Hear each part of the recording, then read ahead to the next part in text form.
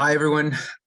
Thank you for joining us today for our first day of the Denton's Ontario Employment and Labor Fall webinar series.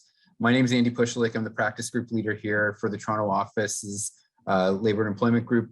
And I'm joined by my colleagues, Russ Groves, who's a partner in our Toronto office, and Larissa Workowicz, who is an associate in our Toronto office.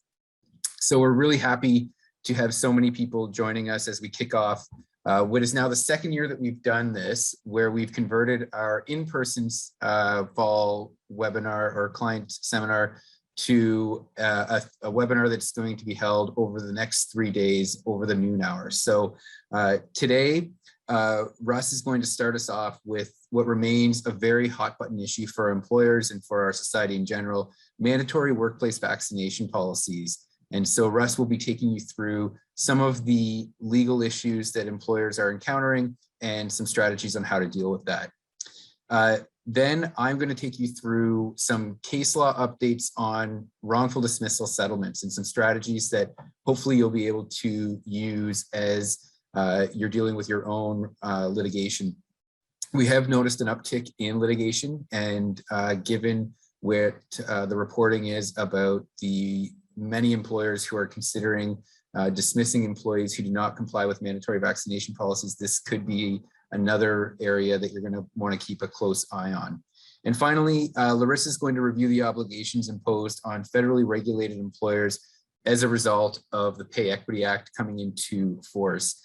She'll touch on timelines for compliance, steps involved for developing pay equity plans, and the consequences of non-compliance. So a good range of topics today. So we hope that you will enjoy the presentations. I'm going to hand it over to my colleague, Russ, who again is going to take you through what remains an issue that is top of mind for most every employer in Canada, and certainly employers who are operating in Ontario. So Russ, I'll turn it over to you. Thanks, Andy. Good afternoon, everyone. I'm happy to be here today to talk about workplace vaccination mandates. As Andy mentioned, it's a topic that's definitely keeping many of us very, very busy these days. And that goes for, I'm sure, lawyers and people implementing these policies in workplaces across Canada. It goes without saying that COVID's been incredibly difficult for almost everyone in Canada, from healthcare providers to frontline workers, and from young children and their parents all the way to the elderly. There's very few of us that have been left unaffected by COVID over the last year and a half. But for most of us, vaccination and the rollout of the vaccines has been a much needed ray of hope in this pretty dark period. And most Canadians have risen to the challenge and gotten vaccinated. So roughly right now, 85% of eligible Canadians are vaccinated. And we're seeing corresponding drops in transmission rates and severe illness, despite the fact that Delta is a much more severe variant. It makes the past version seem like a walk in the park. So vaccination is largely a good news story across Canada, but much of the work left remaining to encourage vaccination, especially in holdouts, has fallen disproportionately on the shoulders of businesses and employers. And so the goal of our session today is to provide some guidance on some of the more important do's and don'ts of workplace vaccination policies. So here are the topics that we'll be covering. I'm going to start with privacy and the collection or retention of information regarding vaccination status. Talk about some recommended content for vaccination policies in general, human rights considerations that are triggered by the implementation of a policy, and related employment and labor law issues that may flow from the implementation of such a policy. And we'll take about 15 minutes on this, and then we'll move on over to Andy and Larissa. Yeah, so I wanted to just let everyone know, if you've got any Scrabble players out there, and before we get started in the presentation, that Oxford Dictionary officially announced yesterday that the word of the year is vax for 2021. So I thought that was apropos for the presentation today. And I figure that's a good 13-point word for any hardcore Scrabble player out there. I also have to admit that I spent a very long time this morning when I was preparing for this presentation, observing that picture to make sure that none of the titles spelled any R-rated words out, but I think it's safe. But we can go on to the next slide. So the first question we often receive from our clients with respect to vaccination is whether or not they can ask employees whether or not they are or are not vaccinated. And the answer to that question seems to be universally a yes. The challenge comes with respect to whether an employer can just rely on a simple yes or no answer from their employee, or they need something more. And what we're seeing in most cases that employers are requiring more proof, either because there's a concern regarding truthfulness, or there's an obligation to be more stringent that's been placed on the employer by a third party. And that can be a customer that the employer is required to send workers to the customer site. So that customer may have imposed obligations, or it may even be the government in some cases. So what information can an employer collect? So in most cases, an employer will have three options with respect to collecting proof of vaccination. The first, the most, I'd say, benign, probably the simplest to implement as well, is to just obtain a written attestation from the employee confirming that he or she has been vaccinated.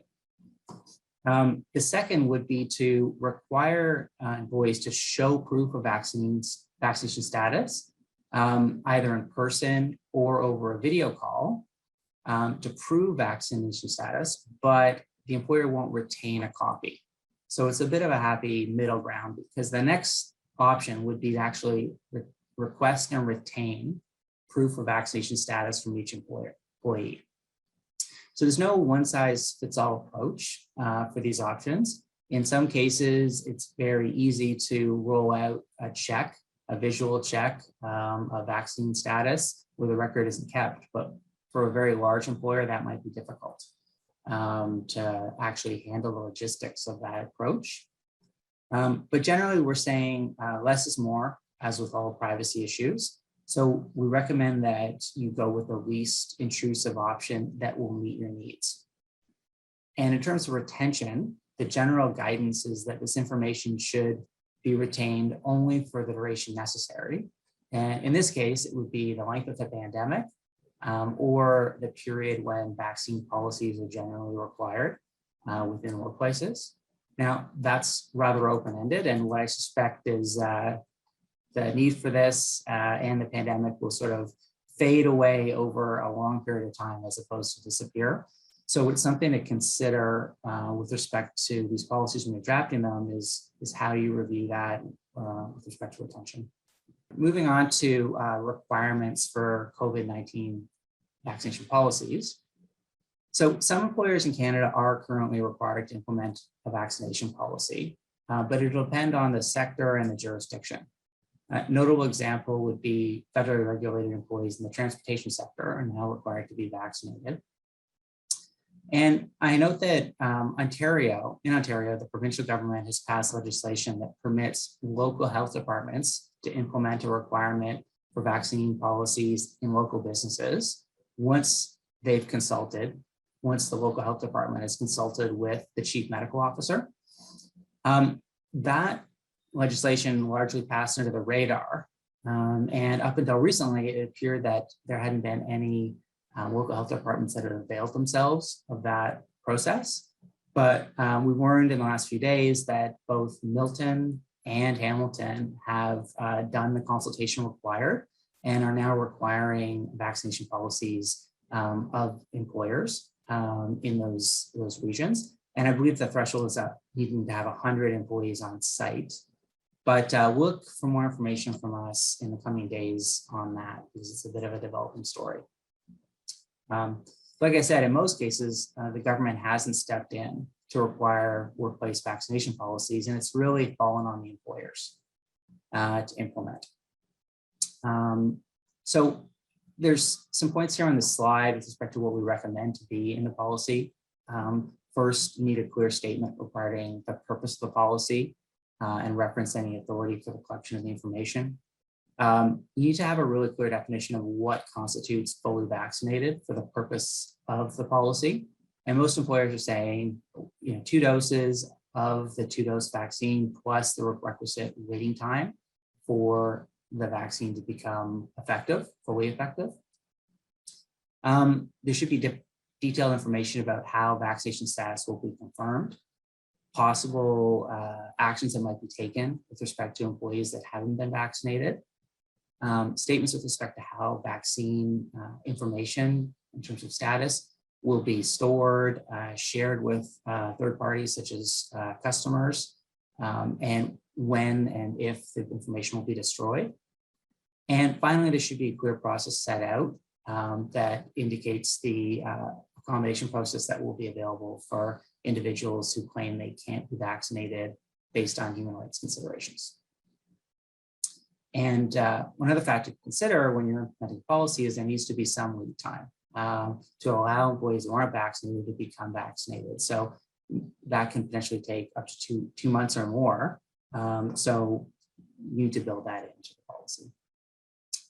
So with respect to human rights considerations, this is really one of the more interesting legal issues because what we found is that there's a very small percentage of employees that are refusing vaccination, and a very small percentage of those have legitimate reasons to do so. The rest are generally scrambling for excuses that will allow them to abide by whatever beliefs they have regarding vaccination and continue working. So it's a bit of where the rubber is going to hit the road in terms of litigation going forward. But it's important to point out that the only grounds protected by human rights, legislation in the applicable jurisdictions will create a valid exception to a mandatory vaccine policy and require the employer to consider possible accommodation. So far, the only grounds that appear to have any connection to vaccination are creed or religion and disability. Other grounds that are not protected, such as political beliefs, which are often relied on by people who are refusing vaccination, won't be valid reasons for the granting of an exception or trigger the duty to accommodate. Most policies will require an employee to submit a request for accommodation in writing. And once that request is received, the employer basically undergoes its normal accommodation process. The first step of which is always requesting supporting documentation. And we'll talk a little bit about what that documentation might look like. The process, as always, has to be individualized, and we strongly recommend that employers heavily document the process in case of future litigation. Unfortunately, historically, health and safety is one of the prime considerations when considering whether or not the undue hardship standard has been met with respect to accommodation. And this is a clear health and safety issue. So employers will be able to rely on that heavily.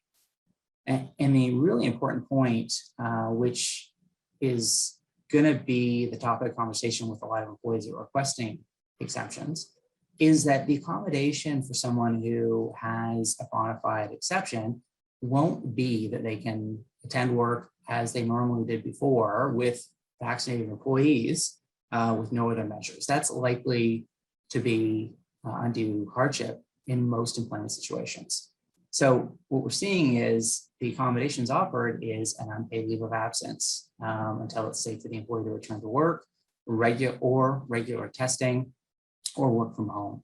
So just because an employee has a legitimate exception doesn't mean that they will have a free pass essentially to enter the workplace and go about work as if they were vaccinated, which I think is maybe a mismatch in expectations with some individuals.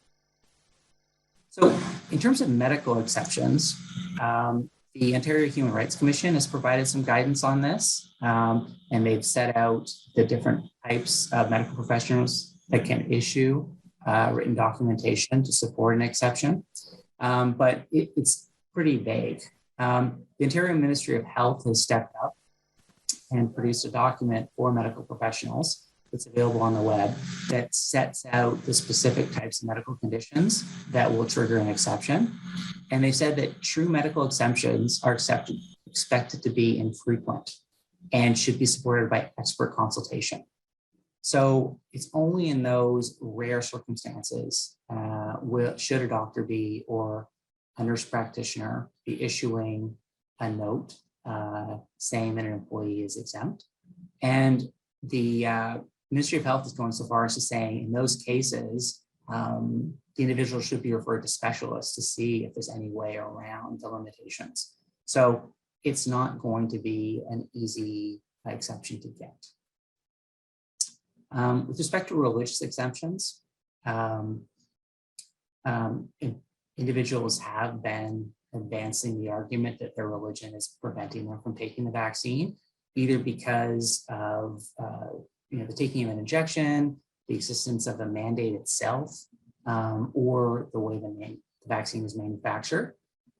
But the Supreme Court has said, with respect to prior cases pre-COVID, that to be protected, a religious belief must be both sincerely held and also have some nexus to religion. So just a singular held belief around religion is likely not to provide protection to an employee. Most major religions in the country have come out in support of vaccination. So we expect that religious exemptions are likely to be few and far in between. And as I said earlier, in most cases, the accommodation is going to be an unpaid leave, depending on the nature of the workplace. So if we go to the next slide, look at some employment law implications with respect to vaccine mandates. So of course, when an employee refuses to get vaccinated in accordance with a policy and they don't have a valid exception, an employer has to consider what to do. And there's a few options, obviously. Dismiss without cause, dismiss for just cause, dismiss for frustration of contract, or place employees on an unpaid leave of absence. And there may be statutory leaves available to these people. It's clear that these terminations could expose employers to potential constructive dismissal claims. And the option of offering remote work over a notice period is one way to get around those claims in terms of mitigation. But what we're generally recommending is employees be placed on unpaid leave of absence or dismissed without cause. But the key point to make is that none of this has been tested. So we're in a bit of the Wild West. Our view is that jurists are going to be supporting employers' measures to make the workplace safe and to encourage public health. And so the sympathies are likely going to be on the employer side, but simply there hasn't been a test case yet. With respect to labor law and unionized environments, we can go to the next slide. The jury is out there as well. There hasn't been many test cases. There have been cases with respect to the introduction of mandatory COVID testing policies in the workplace, and those have largely been upheld by arbitrators. But importantly, unions are generally coming out in favor of vaccination policies because they recognize the importance to health and safety to their own members. And you have a quote here, I'll read it, from Jerry Diaz, who's the president of Unifor, basically saying he's not going to be allowing union to take forward grievances relating to terminations for employees who refuse vaccination. But it's not really well known yet how unions will react, whether or not they'll take these to the mat and how arbitrators will respond. We should make sure when we're rolling out these policies that they're consistent with the collective agreement, reasonable in terms of scope and implementation, clearly drafted, and brought to the attention of employees before implementation, and consistently enforced. Those are sort of the general rules for the introduction of a new policy in the workplace. And of course, employers are encouraged to involve the union in the rollout of the policy if they think it would be helpful. So in conclusion, we recommend, because of the changing nature and the heavily regional nature of the law in this area, that you seek assistance from Labor and Employment Council when you're drafting one of these policies. And that'll help you make sure you're on side of both the employment law piece, the labor piece, and the privacy piece. Of course, you're going to have to offer accommodation, but be prepared to fight the small number of individuals who resist without valid grounds getting vaccinated. That's all that I have. Thanks. Great, thanks, Russ. And so as we shift gears from mandatory vaccination policies and talk about what could be a consequence if you as an employer are starting to think about what will happen with people who don't comply, and as part of any litigation process, there will always be the prospect of settlement. And sometimes it's more reasonable in other cases, and it will depend on the facts, certainly. But in Ontario, there is mandatory mediation depending on where the action is commenced. Certainly in Toronto and Ottawa, there is mandatory mediation that must be complied with. So I thought it was going to be helpful, or interesting at least today, to talk about a few cases. So we're going to go through 4 cases today, various points about what can happen in a wrongful dismissal settlement, and some takeaways that we hope are going to be of use to your particular business. So we go to the first case, and the question about when is a settlement reached. This is a very recent case from Newfoundland involving North Atlantic Marine Supplies and Services Inc. and the employee was Hickey. It was a wrongful dismissal case, and what happened here was that there were negotiations between the lawyers for the parties, and there was some considerable back and forth over several weeks. And the key issues that were contentious, not surprising, was in addition to how much money was going to be paid, was timing and method of the settlement payment. And so ultimately what had happened was that the parties were able to agree on the amount of the settlement payment, but they couldn't sort out when the payment would be made. And there were a few developments that caused some cash flow issues for the company. Then there was a sale process, and there was some further back and forth. And at some point during the negotiations, the company's lawyer sent a quick email to the employee's lawyer saying that they could confirm the settlement of the amount owing. And in my last email to you should have simply stated that I was hopeful that the matter could be fully resolved, i.e. manner and schedule of payment. And what happens is there was no minutes of settlement or separation agreement signed by the parties, but ultimately the company changed lawyers after the transaction, and that new lawyer submitted a new settlement offer to the employee that was at a much lower amount than what had been previously agreed to. So if you go to the next slide, you can see the outcome. And what happened is at trial, the judge found that the method of payment was not an essential condition of the agreement, and that the matter had been settled. So the fact that they hadn't sorted out the timing or how the money was going to be paid to the employee, that was inconsequential. The bottom line was the parties had reached an agreement on how much was going to be paid, and that was good enough to result in a settlement. The company appealed, and on appeal, the appellate court disagreed with the trial judge and said that there was no agreement, there was no settlement, and because those issues of timing and method of payment had not been fully resolved, there was not a settlement. And in doing that, the judge noted that at any point, the employee could have accepted the offer that was on the table on the terms that the employer had provided, but she chose not to. And so as a result, we had a live issue and the settlement was not fully resolved. So what's the takeaway for employers? If we go to the next slide, this is a quote from an old case that's cited in the appellate court's decision. And it talks about the fact that to be a good contract, there must be a concluded bargain. And a concluded contract is one which settles everything that is necessary to be settled and leaves nothing to be settled by agreement of the parties. Of course, may leave something which still has to be determined, but then the determination must be a determination which does not depend upon the agreement of the parties. And so the reason why this case is important is increasingly in a world where we're not all in our offices and often working from kitchen tables and always relying on email, there can be a flurry of correspondence back and forth, and people can lose track of what has been agreed to and what has not. And so when you're dealing with the settlement, you want to be clear in your communications to the other side, saying exactly what the terms are, exactly what it's conditional on. And then when you get an offer that you are ready to accept, that you send an email accepting and confirming those terms. And then to the extent that you're going to need a lawyer to draw up a formal agreement, then by all means, reach out to the Denton's lawyer that you usually are dealing with. That's going to resolve any sort of confusion. But the bottom line is that if there's something that is not outstanding, that is in that is controversial, that's not going to be enough for one party to simply rely on the fact that, well, we had the big stuff sorted out, but there's a few little items that we still needed to resolve.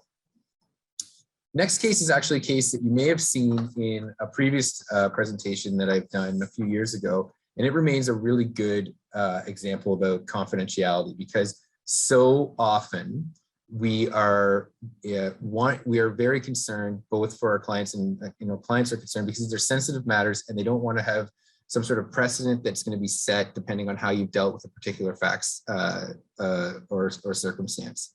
So in this case, it was a labor arbitration, and the minutes of settlement included a no admission of liability clause and a confidentiality covenant.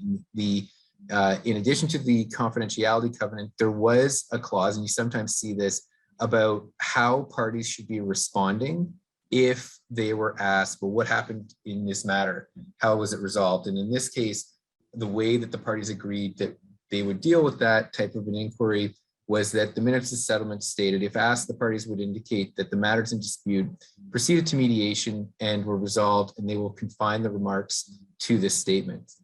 And so obviously they're very, very clear that no term of the minutes were to be publicly disclosed. So what happened here, as you see on the next slide, is the individual involved was a professor who was very active on social media, and he made a number of tweets indicating that either he had prevailed, that there was some suggestion of some money that had changed hands, and he also talks about the purpose of the non-disclosure agreement, and effectively is painting the university not in a very favorable light. And so the university brought a motion to the arbitrator looking for payment back. So the money had already changed hands. And so as we look to the next slide, what happened was that the arbitrator ordered the professor to delete his tweets, and this only ratcheted things up because the professor then made further tweets. And so the professor was providing really good evidence to the employer. And so ultimately there was a breach of confidentiality, and there was no payment obligations that were going to be enforced against the university.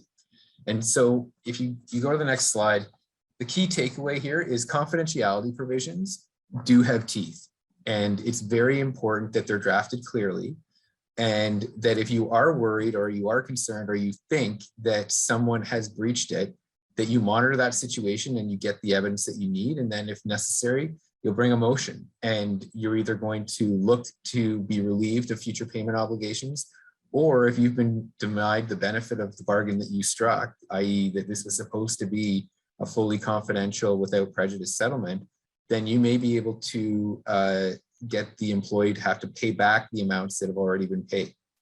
So when we talk about these minutes of settlement, we always will include a no admission of liability, a strict non-disclosure of requirements. Sometimes we'll have a non-disparagement. All of those clauses, those are legally binding. They mean something. And if ever you're concerned that the employee is not getting it, then you want to just underscore that to the employee before signing. And we can do many different things when we're drafting to ensure that no one misses the point of what exactly they're agreeing to. Third case that we wanted to talk about is a bit more unusual. Doesn't happen all of the time, but relying on after acquired cause to set aside a settlement. So sometimes what will happen is that the employer will enter into a separation agreement or a severance package, and then subsequently find out that they thought the employee was okay, or they thought the employee was bad, but not bad enough for cause. But then they find out that there's some sort of terrible thing that the employee has done that, had they known about it, would have given them cause. And in this case, what happened was the employee was dismissed for poor work performance, and the parties subsequently entered into a settlement agreement, and the employer paid a portion of the settlement fund. So some of the money was already paid at the time that the employer then discovered that the employee had been doing some work on the side for a competitor and some clients. And so once they found that out, the employer refused to pay out any more settlement funds. And so what the employee did, and at this point, what's happened is you have an agreement. So the company and the employee have both signed minutes or a separation agreement. And under that agreement, the employer has said, we're going to pay you this amount of money. So by not paying that amount of money, they're technically in breach. So the employee then has two options. They can sue to get the minutes or the contract enforced by the court saying, look, I've done everything I'm supposed to do. We have a clear agreement. The employer is now not living up to their obligations. So court, you need to order them to do what we had already agreed that they would do. Or the employee could arguably say that the employer has repudiated the agreement and start a whole fresh wrongful dismissal case and walk away from the settlement and try to get something better. And so in this case, what happened was the employee decided to file a motion to enforce the terms of the settlement. And so what happened in this case is, if you look at the next slide, the court accepted the employer's argument and dismissed the employee's motion. And what the test that the court used was, if there is a real risk of a clear injustice, if it upheld the settlement, they are not going to uphold the settlement. And in this case, what the court relied on was the fact that had the employer known that the employee was doing these types of business dealings with competitors and customers, it would not have entered into the minutes of settlement. And the employer didn't know about those business dealings until after signing the agreement. So it wasn't something that was in the contemplation of the employer when they were negotiating the agreement. And this was not something that was easily discoverable. The facts of this case were that the employer found out from a whistleblower, and the files that were at issue or that they were trying to use as evidence had mostly been deleted, and they weren't something that could be easily found by a routine inspection of the computer. They actually had to use a forensic IT professional to do a really deep dive into the computer to find the facts which supported the allegations that this employee had in fact been working for clients and competitors while still employed. So in terms of the takeaways, when a court's going to consider whether or not to enforce a settlement agreement, like I said, the test is whether or not to enforce the agreement would create a real risk of injustice. So would it be so unfair that it would put the justice system, to use the legal term, in disrepute?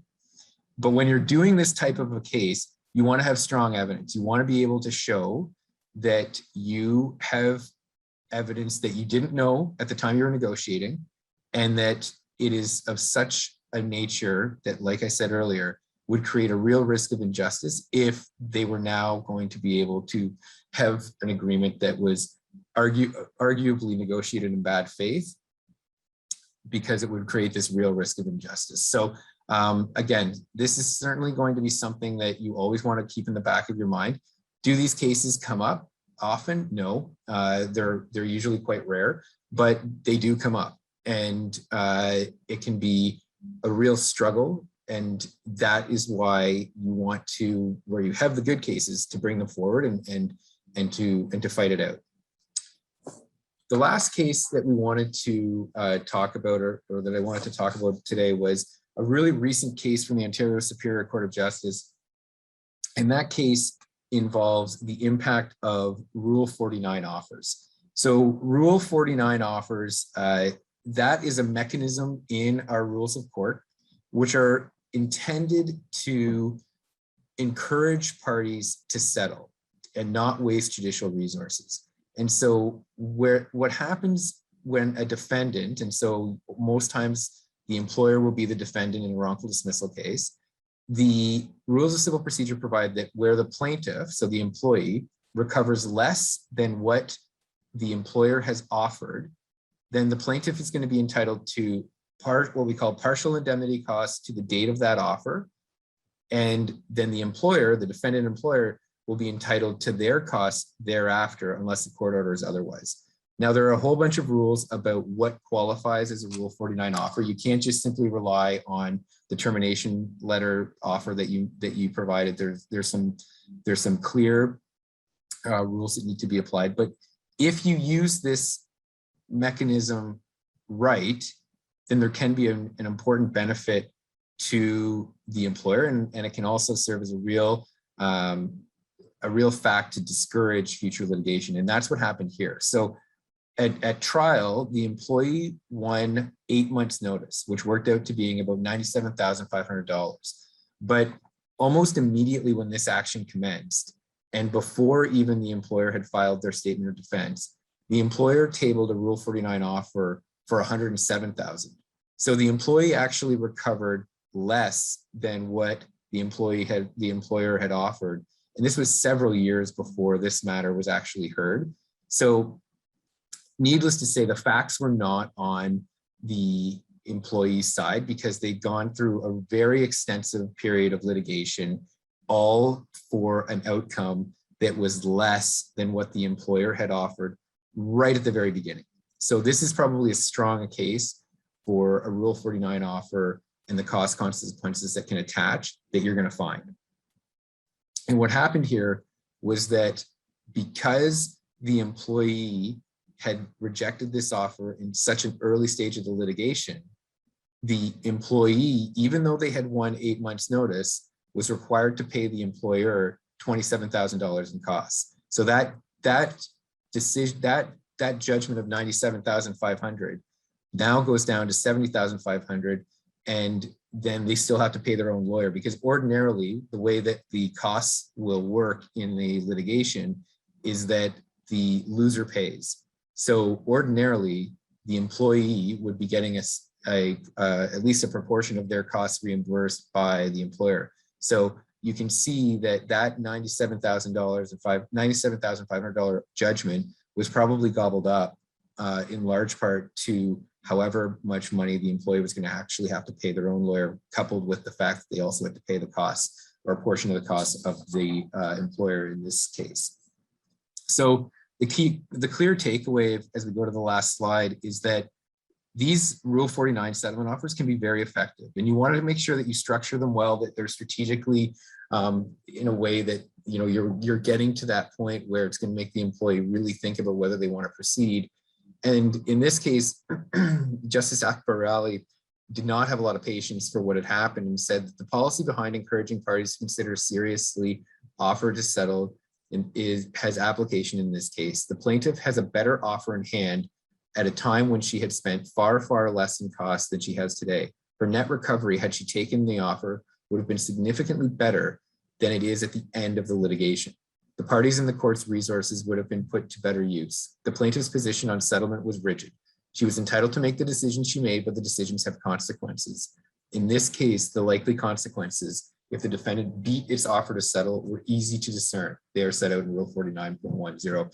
So you can see that there's lots of different things that can come up as you're considering these wrongful dismissal cases and different ways to address them.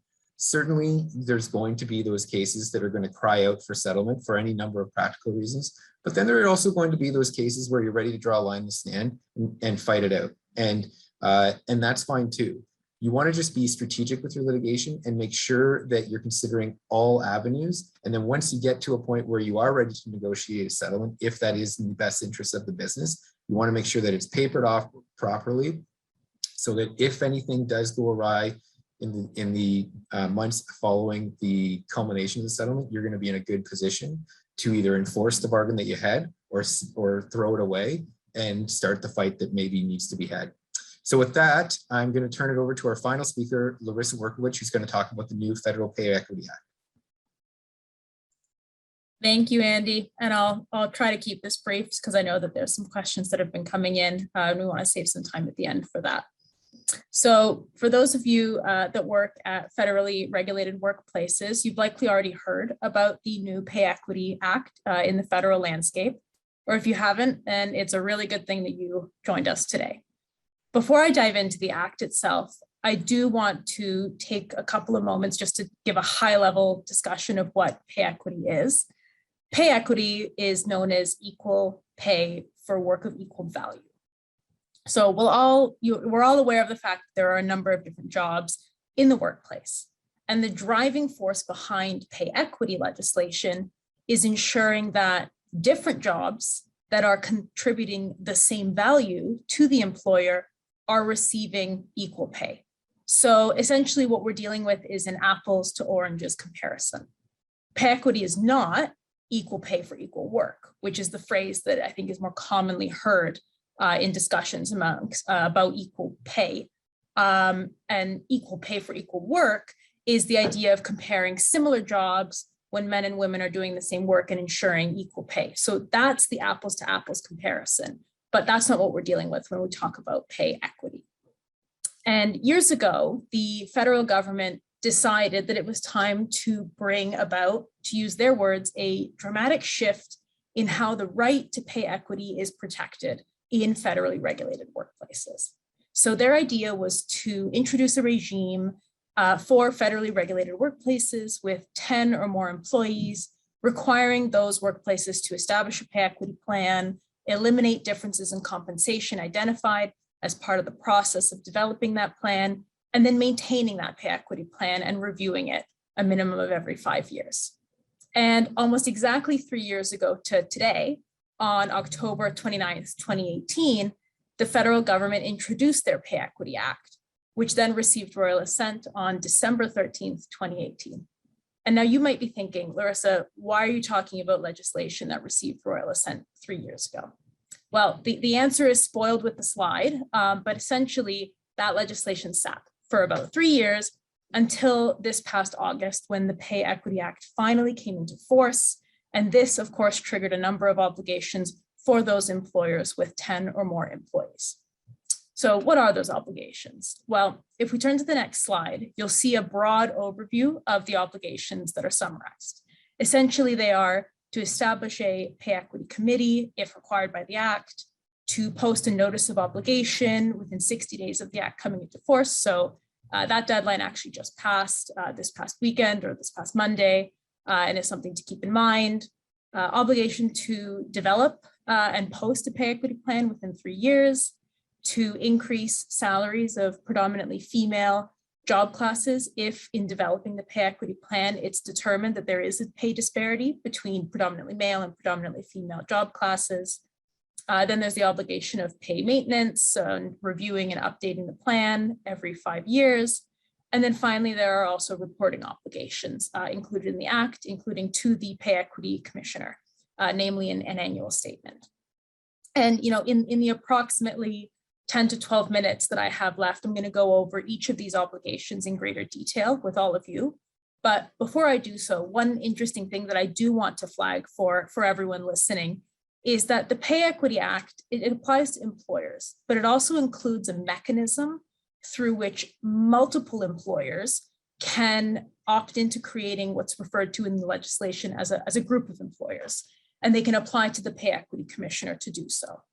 And in order to be able to be a group of employers for the purposes of the Act, the employers must be in the same industry, they have to have similar compensation practices, and they have to have positions with similar duties and responsibilities. It's hard to think of examples where employers would opt into this, but one that immediately comes to mind for me is the franchise context. So there you'll have multiple independent franchisees. They're all following the same standards as the franchisor. They all have very similar duties and responsibilities, likely similar compensation structures. That's a context where those franchisees might think, you know what, rather than each of us individually developing these pay equity plans, let's join together and have our obligations shared under the legislation. So that's just something to keep in mind. Moving on to the obligations themselves, let's start with pay equity committees. And under the legislation, there are 2 circumstances where establishing a committee is required. So the first is the employer or the group of employers have 100 or more employees. And the second is the employer or group of employers has 10 to 99 employees, but some or all of those 10 to 99 employees are unionized. Now, if you don't fall into one of those 2 circumstances, but you do want to establish a pay equity committee for just the purposes of streamlining the process, you are permitted to do so under the legislation, and you can apply to the pay equity commissioner and notify them that you've done that. But regardless of which circumstance it is that you've used to establish the committee, there are different requirements for what the committee has to look like. So the committee, at least 2/3 of the committee members have to represent the employees to whom the pay equity plan is going to apply. At least 50% of the members have to be women. In other words, even the smallest possible committee, so let's say you have a committee of 3, at least 2 of those members are going to be women. The employer gets to select one of the members to represent them. There has to be, if you're in the unionized context, the same number of members representing unionized employees as there are bargaining agents. And in non-unionized context, the non-unionized employees get to select a member to represent them. Now, if an employer can't meet these requirements, they have to apply to the pay equity commissioner for authorization from the commissioner to establish a committee that would have slightly different requirements. Turning to the next slide and the notice of obligations, which again, should have already been posted. This requires employers or each group employer in a group of employers to post a notice in the workplace that states their obligations under the Pay Equity Act. And this includes the obligation to establish a pay equity plan, whether or not the employer is in a group of employers, if that is the route that's been taken, whether or not a pay equity commission is required. It must state the obligation on the employer to make all reasonable efforts to establish a pay equity committee if that is required. It should outline the requirements of that committee, the employee's right to designate committee members, including what that looks like in the unionized context, whether or not the committee has been voluntarily established, and the requirements for membership, and then lastly, the employee's right to designate the committee members. And this notice, once it's posted, it has to stay up in the workplace until the final version of the pay equity plan has been posted. So it could, given the fact that there's a 3-year period to establish those plans, the notice could remain up for a very long period of time. Turning to the next slide, and the pay equity plan itself.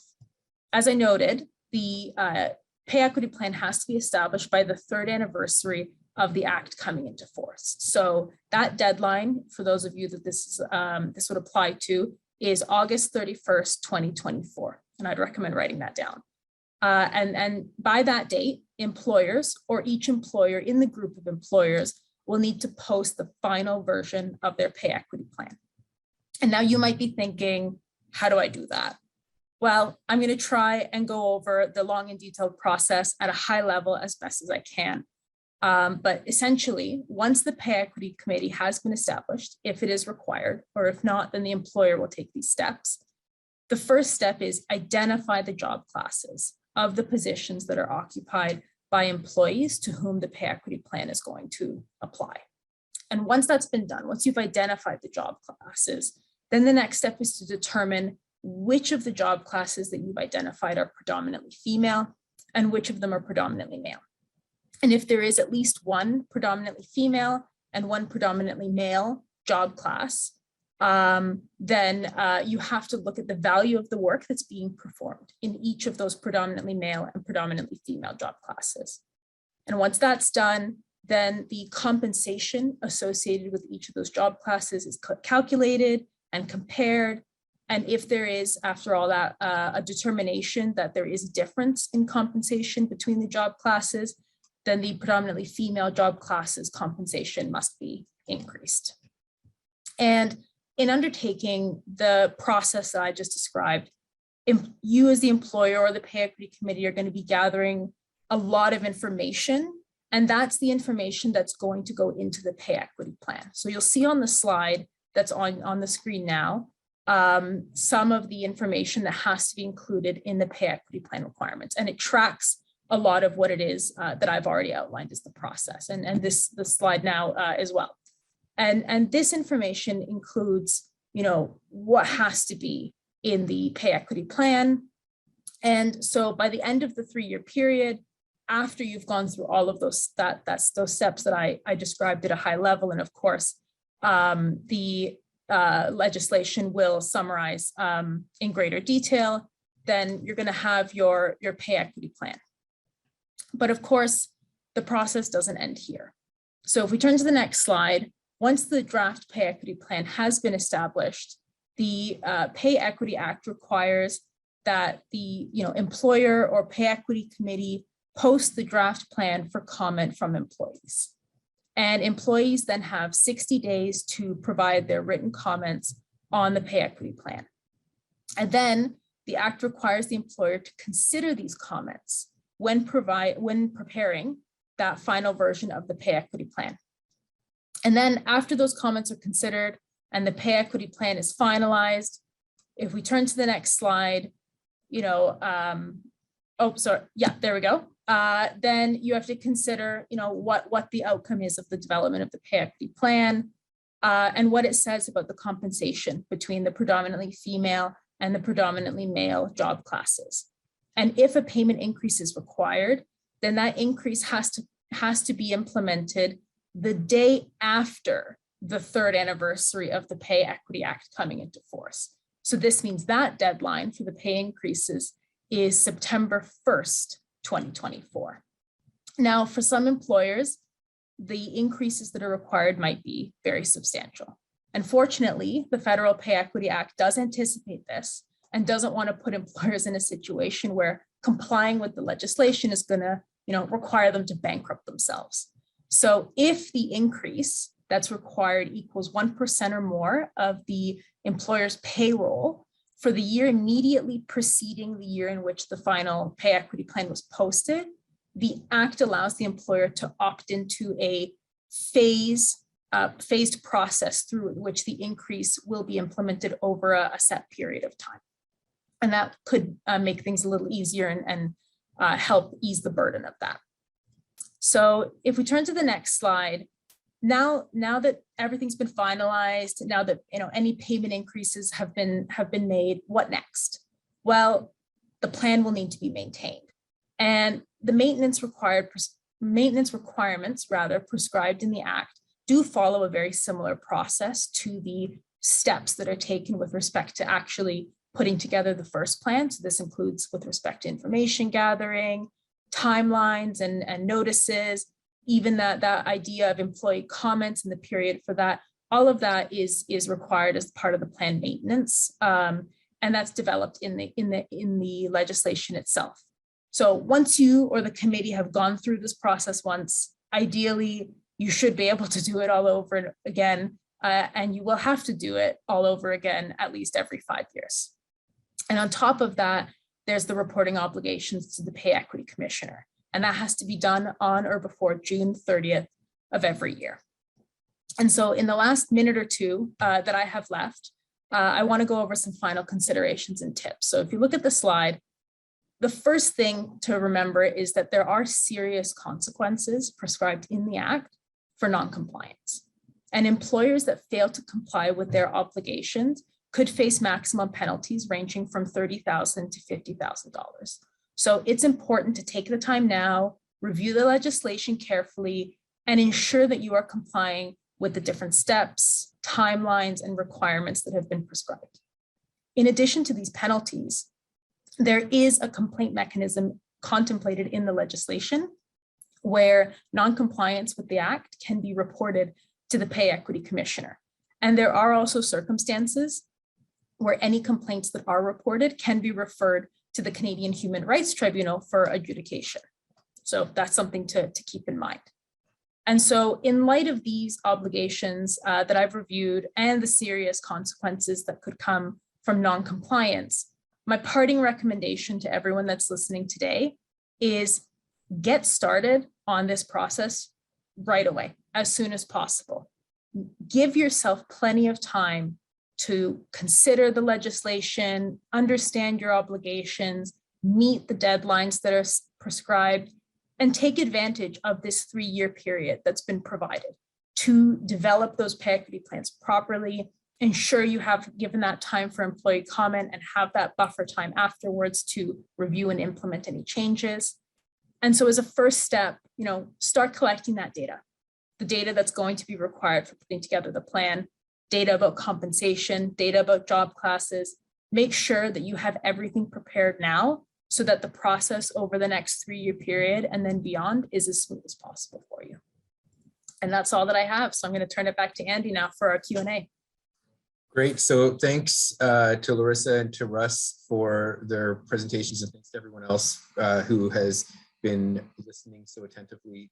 Just to start, because sometimes there is some confusion about what constitutes a provincially regulated employer and what is a federally regulated employer. And just before we have everyone concerned about this very detailed calendar that they need to be looking at, thanks to Larissa's presentation. Larissa, can you just give a quick overview of the types of businesses that will be subject to the Canada Labour Code and also to this pay equity law that will apply to federally regulated employers? Yeah, absolutely happy to. And for those of you listening that took some sort of public law course in law school, I think my answer is just going to bring back all those flashbacks. So there's that division of powers in Canada amongst legislation, and federally regulated workplaces are those that are subject to the Canada Labour Code, which applies to workplaces that are governed by the federal government. So most workplaces in Canada will fall under provincial jurisdiction because that's the property and civil rights division under that division of powers. But there are certain areas that expand across Canada that don't fall within the jurisdiction of a province, and that's what falls under federal jurisdiction. So examples would be transportation, including airlines, airports, banks, First Nations, anything to do with that, most federal Crown corporations. So an example would be the Canada Post Corporation, anything to do with marine, shipping, that sort of stuff, and as well as radio and television broadcasting as well. Great, thanks, Larissa. Russ, as we quickly kind of run out of time, the exemptions, as most of our clients are dealing with, and they're not straightforward. And one of our listeners has asked, is anxiety an improved exemption under, they've said the code, I guess the reference to the Human Rights Code related to a mandatory vaccine policy? Yeah, so it's a great question. So the province has put out a list of recommendations to healthcare providers, and that's what I referenced in my presentation. You can Google that, setting out what their recommended exceptions would be, but I don't think that actually draws a bright line, particularly in terms of whether or not you have to offer accommodation. You still have to go through the process, and you might have to fight this out. You might have to get a third-party referral or third-party medical if you really want to push an employee who's claiming anxiety or OCD or some other mental health condition might be preventing them from getting the vaccine. And then you need to do the analysis of ultimately if it's worth it, because you might ultimately be putting them on an unpaid leave no matter what. So part of it is a little bit of a strategy discussion you might want to have with us about how to tackle that, because there's no case law on it yet, and you might not want to be the test case. Thanks, Russ. Thanks, Larissa. And as we now get to the top of the hour, I think we'll leave it there for now. Thanks to everyone who attended, our speakers and our participants. We do have one more COVID-19 national webinar scheduled for 2021. That is going to be on Friday, November 26th. And the topic is, at this point, we've been able to see some case law coming out of labor arbitration decisions and our superior courts and human rights tribunals. We're going to be tackling the cases that we think are the most important for employers to know about. So I think it's going to be a really valuable hour of time where you'll actually now see how the courts have dealt with, whether it's severance periods, whether it's what courts have been saying about privacy. And then, of course, whether there's been those discipline cases where employees have not been complying with COVID-19 protocols. So something just to certainly keep your eye out. If you are worried you're not on the distribution list, by all means, let us know. And if you still need a vaccination policy, we are still offering our template COVID-19 vaccination policy to our clients for a fixed fee of $1,000. So be sure to let us know if you need some help. But that's it for now. Thanks so much. Have a good rest of your Tuesday, and we will see you all tomorrow at 12 p.m.